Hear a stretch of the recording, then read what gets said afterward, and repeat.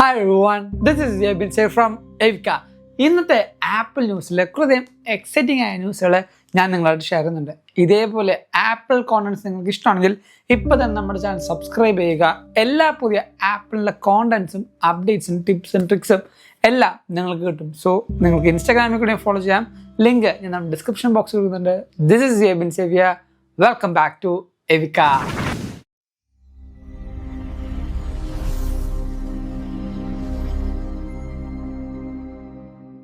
ഒന്നാമത്തെ കാര്യം നമുക്ക് അപ്ഡേഷൻ സ്റ്റാർട്ട് ചെയ്യാം. iOS 26.2.1 എന്ന ഒഫീഷ്യൽ അപ്ഡേഷൻ ആപ്പിൾ റിലീസ് ചെയ്യുന്നുണ്ട്. അതേ സെയിം ഡേറ്റിൽ തന്നെ ആപ്പിൾ പുതിയ iOS 26.3ൻ്റെ ബീറ്റ 3യും റിലീസ് ചെയ്തു. അതൊരു അൺയൂഷ്വൽ ആയ റിലീസാണ്. കാരണം ഒരിക്കലും ആപ്പിൾ ഒഫീഷ്യൽ അപ്ഡേറ്റിൻ്റെ കൂടെ ബീറ്റ അപ്ഡേറ്റ് റിലീസ് ചെയ്യാറില്ല. ഒന്നെങ്കിൽ ഒരു ഡേ ആഫ്റ്റർ അല്ലെങ്കിൽ 2 days കണ്ടാണ് റിലീസ് ചെയ്യാറ്. പക്ഷേ അതൊരു യുണീക്കായിട്ട് അല്ലെങ്കിൽ പെട്ടെന്ന് കാണാത്തൊരു പാറ്റേൺ ആയിട്ടാണ് ആപ്പിൾ ആ റിലീസ് കൊണ്ടുവന്നത്. ഒഫീഷ്യൽ അപ്ഡേഷനും ബീറ്റ റിലീസും ഒരുമിച്ച് കൊണ്ടുവന്നുണ്ട്. സോ നിങ്ങളൊരു ഒഫീഷ്യൽ അപ്ഡേറ്റ് യൂസർ ആണെങ്കിൽ നിങ്ങൾക്ക് ആ ഒരു അപ്ഡേറ്റ് ചെയ്യാം. അതോടൊപ്പം ബീറ്റ ടെസ്റ്റ് ചെയ്യുന്ന റണ്ണർ ആണെങ്കിൽ നിങ്ങൾക്ക് ആ ഒരു ബീറ്റ ടെസ്റ്റ് റണ്ണും ചെയ്യാം. ആൻഡ് iOS 26.2.1 കുറേയധികം ബഗ് ഫിക്സുകൾ കൊണ്ടുവന്നുണ്ട്. എസ്പെഷ്യലി കീബോർഡിൻ്റെ ഒരു ബഗ് ഉണ്ടായിരുന്നു. ആ ഒരു കീബോർഡ് ബഗ് മാറിയിട്ടുണ്ട്. ഇപ്പോൾ പേഴ്സണലി എനിക്കും ആ ഒരു കീബോർഡ് ബഗ് വലുതായിട്ട് പ്രശ്നം ഉണ്ടായിരുന്നു ചില സമയത്ത്. പക്ഷേ ഇപ്പോൾ അതില്ല. നിങ്ങൾക്ക് iOS 26.2.1 ആ ഒരു അപ്ഡേറ്റിന് ശേഷമുള്ള ഫീഡ്ബാക്ക് എന്താണ് തൊട്ട് താഴത്ത് കമൻറ്റ് ചെയ്യുക. അതോടൊപ്പം അടുത്ത അപ്ഡേറ്റ് എന്ന് പറയുന്നത് നമുക്ക് കുറച്ച് പ്രൊഡക്റ്റുകൾ ആപ്പിൾ റിലീസ് ചെയ്യുന്നുണ്ട്.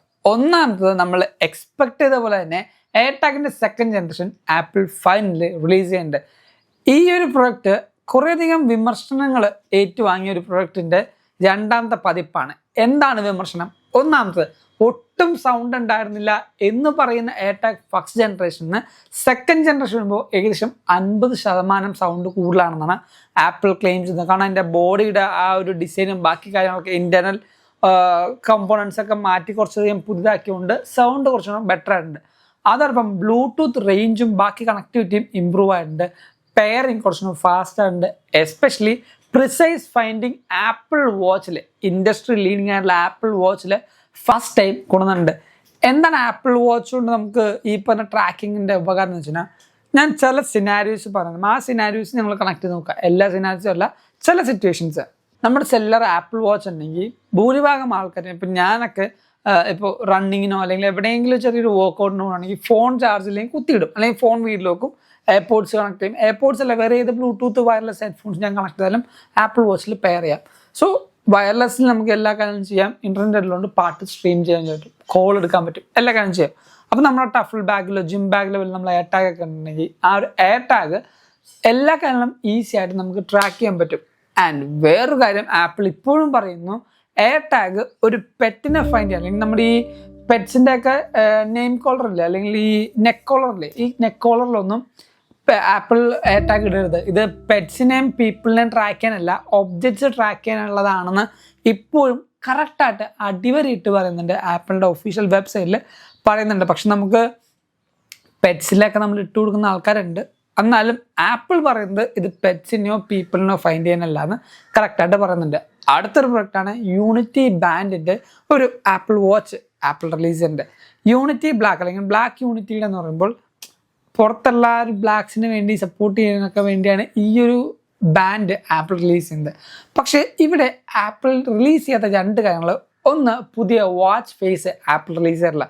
പൊതുവെ ഈ ഒരു വാച്ച് ബാൻഡ് റിലീസ് ചെയ്യുമ്പോൾ, യൂണിറ്റി വാച്ച് ബാൻഡ് റിലീസ് ചെയ്യുമ്പോൾ ആ ഒരു ബാൻഡ് റിലീസ് ചെയ്ത് 1-2 ദിവസം കഴിയുമ്പോൾ തന്നെ ഒരു പുതിയ അപ്ഡേറ്റ് ഉണ്ടാവും. ഈ അപ്ഡേറ്റിൽ പുതിയ വാച്ച് ഫേസും പുതിയ വാൾപേപ്പറും, ഐഫോണിലുള്ള വാൾപേപ്പറും റിലീസ് ചെയ്യാറുണ്ട്. പക്ഷേ യാതൊരു കാര്യം ഈ ഒരു വട്ടം ആപ്പിൾ കൊണ്ടുവന്നിട്ടില്ല. No watch face, no wallpaper. But നിങ്ങൾ ആരും പേടിക്കണ്ട, കാരണം നല്ല വാൾപേപ്പറും നല്ല വാച്ച് ഫേസും നിങ്ങൾക്ക് വേണമെങ്കിൽ നമ്മുടെ എവിക്കയുടെ ഇൻസ്റ്റാഗ്രാം കമ്മ്യൂണിറ്റിയിലും അതോടൊപ്പം evika.com എന്ന നമ്മുടെ വെബ്സൈറ്റിലും അവൈലബിൾ ആണ്. നിങ്ങൾക്ക് അവിടെ ചെക്ക് ചെയ്യുകയാണെങ്കിൽ എല്ലാ പുതിയ വാച്ച് ഫേസും അല്ലെങ്കിൽ അതിന് പറ്റിയ വാച്ച് ബാൻഡുകളും നിങ്ങൾക്ക് ഈസി ആയിട്ട് ആക്സസ് ചെയ്യാം. എനിക്കൊന്നും കുറേയധികം ആൾക്കാർ ഇപ്പോഴും യൂസ് ചെയ്യുന്നില്ല, അറിഞ്ഞിട്ടുണ്ടാവില്ല. അതുകൊണ്ടാണ് ഞാൻ പറയുന്നത് നമ്മുടെ വെബ്സൈറ്റിൽ അങ്ങനത്തെ എല്ലാ കാര്യങ്ങളും നിങ്ങൾക്ക് ആക്സസ് ചെയ്യാം. Grow check it out. അതോടൊപ്പം ക്രിയേറ്റീവ് ക്ലൗഡ് അല്ലെങ്കിൽ ക്രിയേറ്റീവ് സ്റ്റുഡിയോ എന്ന ഓപ്ഷൻ ആപ്പിൾ ഒഫീഷ്യലി ഇപ്പോൾ ലോഞ്ച് ചെയ്തിട്ടുണ്ട്. 2026 ജാനുവരി 28 ആയിരുന്നു അതിൻ്റെ ലോഞ്ച് ഉണ്ടായത്. നമുക്കിപ്പോൾ ആപ്പ് സ്റ്റോറിൽ മാക്കിലും അതോടൊപ്പം ഐപാഡിലൊക്കെ കിട്ടും. എന്താണ് ഈ ഒരു ബണ്ടിൽ ഓഫ് ആപ്ലിക്കേഷൻ്റെ യൂസ് എന്ന് വെച്ചാൽ, നമുക്ക് ഫ്രീ ആയിട്ട് ഇപ്പോൾ ഓൾറെഡി അവൈലബിൾ ആയ ആപ്ലിക്കേഷൻസ് തന്നെയാണ് ഈ ബണ്ടിലുള്ളത്. എക്സെപ്റ്റ് കുറച്ച് പ്രോ ആപ്ലിക്കേഷൻസ് ഫ്രീ ഫോം നമുക്കിപ്പോൾ ഫ്രീ ആയിട്ട് കിട്ടും. നമ്മുടെ ഐഫോൺ പുതിയതൊരെണ്ണം വാങ്ങിച്ചാൽ അതിലുണ്ടാകുന്ന ആപ്ലിക്കേഷൻസ് ആണ് ഫ്രീ ഫോം, നമ്പേഴ്സ്, പേജ്, ഈ പറഞ്ഞ എല്ലാ ആപ്ലിക്കേഷൻസും ക്രിയേറ്റീവ് സ്റ്റുഡിയോയിൽ ഒരു പ്രോ വേർഷനായിട്ട് കൊടുക്കുന്നുണ്ട്. എന്താണ് എല്ലാ വ്യത്യാസം? AI ഇൻ്റഗ്രേഷനും അതോടൊപ്പം നമ്മുടെ വർക്കില്ലേ, നമ്മുടെ വർക്ക് ഫ്ലോ കുറച്ചും കൂടെ ഇമേഴ്സീവ് ആക്കാനുള്ള, കുറച്ചും കൂടെ എന്താ പറയുക, ഫ്രീ ആക്കാനുള്ള കുറച്ചധികം ഫീച്ചേഴ്സ് ഈ ഒരു ആപ്ലിക്കേഷൻസിൽ, പെയ്ഡ് ആപ്ലിക്കേഷൻസിലുണ്ട്. നിങ്ങൾക്ക് മന്ത്ലി സബ്സ്ക്രിപ്ഷനിലും അതോടൊപ്പം ഇയർലി സബ്സ്ക്രിപ്ഷൻസിലും എടുക്കാം. ഇതിൽ ഏറ്റവും വലിയ ഇൻട്രസ്റ്റിംഗ് പാർട്ട് എന്ന് പറഞ്ഞാൽ നിങ്ങൾക്കൊരു സ്റ്റുഡൻറ്റ് ഐ ഡി ഉണ്ടെങ്കിൽ അതിലും വില കുറച്ച് നിങ്ങൾക്ക് കിട്ടും. അടുത്തൊരു കാര്യം, എല്ലാവരും ആപ്പിളിനെ കുറ്റം പറയാറുണ്ടെങ്കിലും അതിനൊരു കമ്പനി വാല്യൂ എന്ന് പറയുന്നത് ടോപ്പ് നാച്ചാണ്. കാരണം ആപ്പിൾ കമ്പനി ഈ പറയുന്ന കസ്റ്റമേഴ്സിന് കൊടുക്കുന്ന ഒരു എന്താ പറയുക വാല്യൂ ഉണ്ട്. ഞാൻ കഴിഞ്ഞ ദിവസം എൻ്റെ സുഹൃത്ത്, അവൻ അമേരിക്കയിലുള്ള എൻ്റെ സുഹൃത്തായിട്ട് സംസാരിച്ചപ്പോൾ പറഞ്ഞൊരു കാര്യമുണ്ട്. ഐഫോൺ അല്ലെങ്കിൽ ആപ്പിൾ പ്രൊഡക്റ്റ് ആപ്പിളിൻ്റെ ഒഫീഷ്യൽ സ്റ്റോറിൽ പോയി കൊടുക്കുകയാണെങ്കിൽ, കംപ്ലൈൻ്റ് ആയിട്ട് കൊടുക്കുകയാണെങ്കിൽ, അവർ റിപ്പയർ ചെയ്ത് അല്ലെങ്കിൽ അത് സർവീസ് ചെയ്ത് തരാനുള്ളൊരു മൈൻഡ് സെറ്റ് ഉണ്ട്. അവർ സ്നാപ്പ് ഓഫ് എ സെക്കൻഡ്സിലായിരിക്കും അവന്മാർ ഒന്നെങ്കിൽ റീപ്ലേസ് ചെയ്യും അല്ലെങ്കിൽ റിപ്പയർ ചെയ്യും. നമ്മുടെ കേരളത്തിലൊക്കെ നമ്മുടെ ആപ്പിളിൻ്റെ ഓതറൈസ് സ്റ്റോറുകളിലൊക്കെ നമ്മൾ ചെന്നിട്ടുള്ള എക്സ്പീരിയൻസ് ഉള്ളവർക്ക് അറിയാൻ പറ്റും. One of the worst experience ആയിരിക്കും അത് കിട്ടുക. എല്ലാവരും അല്ല, പക്ഷെ ചില സ്റ്റാഫുകൾ നമ്മളോട് നിൽക്കുന്ന രീതി, റൂഡായി നിൽക്കുന്ന, അത് പേഴ്സണലി എക്സ്പീരിയൻസ് ഉണ്ട്. എനിക്കിവിടെ അറിയാവുന്ന കുറേയധികം ആൾക്കാരുള്ളതുകൊണ്ടാണ് ഞാൻ പറഞ്ഞത്.